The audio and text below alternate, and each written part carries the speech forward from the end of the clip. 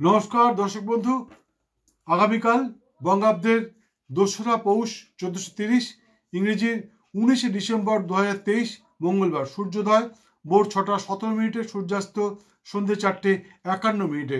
তিথি শুক্লা সপ্তমী, থাকবে বিকেল 3টে 59 মিনিট পর্যন্ত, তারপর শুরু হবে শুক্লা অষ্টমী।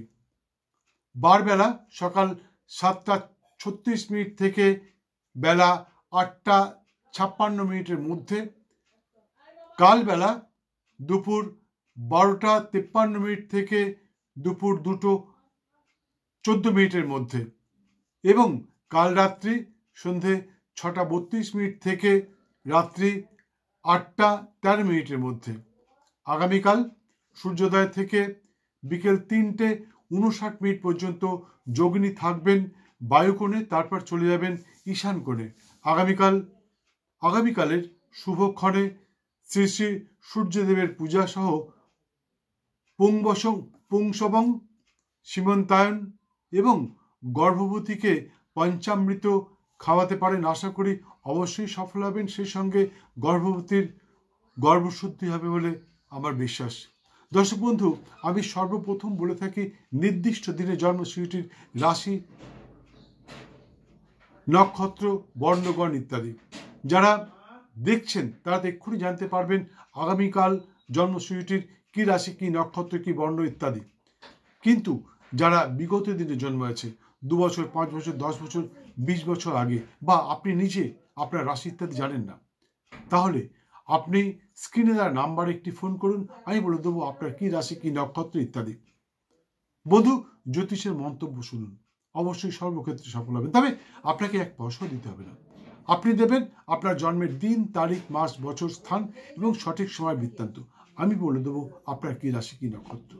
জ্যোতিষের মন্তব্য শুনুন বন্ধু, সর্বক্ষেত্রে সফল হবেন একদম, এতে কোনো সন্দেহ নেই। যাই হোক, আগামী 10ই জানুয়ারি 2024 বুধবার আমার বাড়িতে বকুল অমাবস্যায় বাৎসরিক কালী পূজা সহ মহাযজ্ঞ অনুষ্ঠানের আয়োজন করা আছে। উক্ত অনুষ্ঠানে উপস্থিত হয়ে আপনিও আহুতি দিতে পারেন সেই যজ্ঞানুষ্ঠানে। তবে অগ্রিম নামগোত্র লেখানো অবশ্যই বাঞ্ছনীয়। সেই সঙ্গে আপনি কি কারণে আহুতি দেবেন তার সরঞ্জাম আমাকে প্রস্তুত করতে হবে। তাই অগ্রিম নাম যদি না লেখান, দুম করে সে কিন্তু আপনাকে আহুতি দেওয়ানো সম্ভব হয়ে উঠবে না। তাই স্ক্রিনে দেওয়া নাম্বারে একটি ফোন করে আপনার নাম গোত্র লিখুন এবং নিয়ম কানুন জেনে নিন। যাই হোক, আগামীকাল সূর্যোদয় থেকে সন্ধ্যে 6টা 21 মিনিটের মধ্যে যে সমস্ত শিশু সন্তানের জন্ম হবে তাদের হবে কুম্ভ রাশি, শূদ্র বর্ণ, পূর্ব ভাদ্রপদ নক্ষত্র, দেবাড়ি বা রাক্ষসগণ, সিংহচরী এবং বিংশতি মধ্যে তাদের জন্ম হবে বৃহস্পতির মহাদশায়। কিন্তু আগামীকাল সন্ধ্যে 6টা 21 মিনিট থেকে রাত্রি 12টা 2 মিনিটের মধ্যে যে সমস্ত শিশু সন্তানের জন্ম হবে তাদের হবে মীন রাশি, বিপ্র বর্ণ, পূর্ব ভাদ্রপদ নক্ষত্র, দেবাড়ি বা রাক্ষসগণ, সিংহজনী এবং বিংশতির মধ্যে তাদের জন্ম হবে বৃহস্পতির মহাদশায়। এবং আগামীকাল রাত্রি 12টা 2 মিনিটের পর যে সমস্ত শিশু সন্তানের জন্ম হবে তাদেরও হবে মীন রাশি, বিপ্রবর্ণ, কিন্তু তাদের হবে উত্তর ভাদ্রপদ নক্ষত্র, নরগণ, গোজনী এবং বিংশতির মতে তাদের জন্ম হবে শনির মহাদশায়। ভিডিওটি সম্পূর্ণ দেখার জন্য অসংখ্য ধন্যবাদ। ভালো লাগলে একটি লাইক দিয়ে বেল আইকনটি বাজিয়ে দিয়ে সঙ্গে থাকুন।